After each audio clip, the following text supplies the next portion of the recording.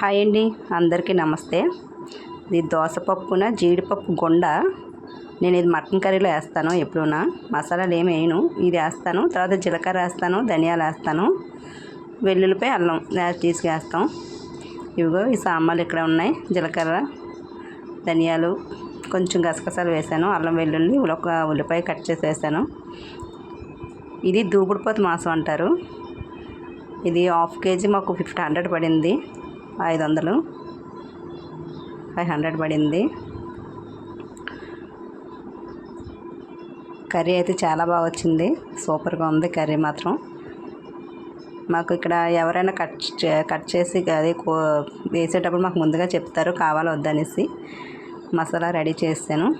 దీనికి ఒక టమాటీ 1/2 ముక్క సరిపోతుంది. ఒక పచ్చిమిరపకాయలు ఒక 4-5 వేసుకోవచ్చు. చిన్న అల్లం, ఆనియన్ చిన్నది కట్ చేశాను తాలింపుకే. నేను ఇది కుక్కర్లో వండుతాను, ఎందుకంటే కూర ముదరది కాదు, అంత లేవడిది కాదు, మధ్యలో ఉంది. కాకపోతే ఎక్కువ టైం తీసుకుంటుంది కదా మామూలుగా వండితే, నేను కుక్కర్లో వండుతున్నాను. ముందుగా నూనె వేసిన తర్వాత ఆనియన్, చిల్లీ, టమాటా ముందు వేపేసాను ఇందులో. తర్వాత కొంచెం వేగిన తర్వాత కొంచెం సేపు అలా ఉంచి తర్వాత మటన్ వేసాను. క్లీన్ చేసి ఉంచుకున్నాను ముందుగానే.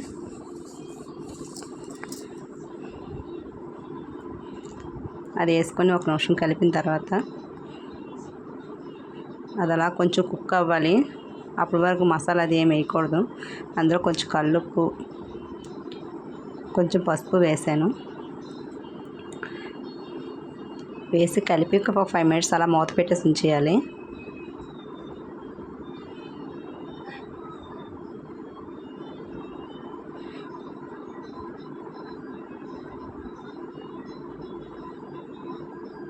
మూత పెట్టినట్టు చిన్నది అడుగట్టింది, అడుగు మాడిందనమాట. సో అలాగా సిమ్లో పెడితే పోతుందిలేండి. అలా కలుపుకోవాలి కాసేపు.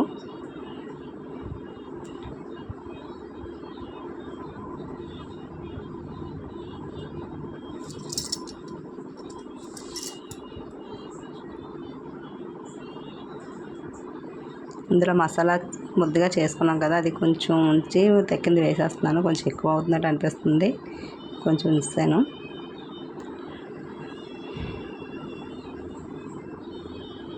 కొంచెం వేసాను. తగినంత కారం,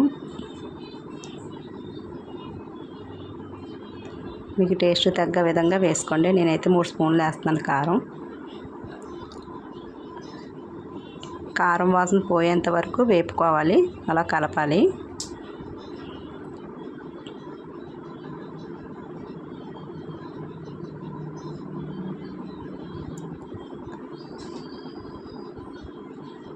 చూసారా, 5 నిమిషాలు 10 నిమిషాలు అలా వేగింది.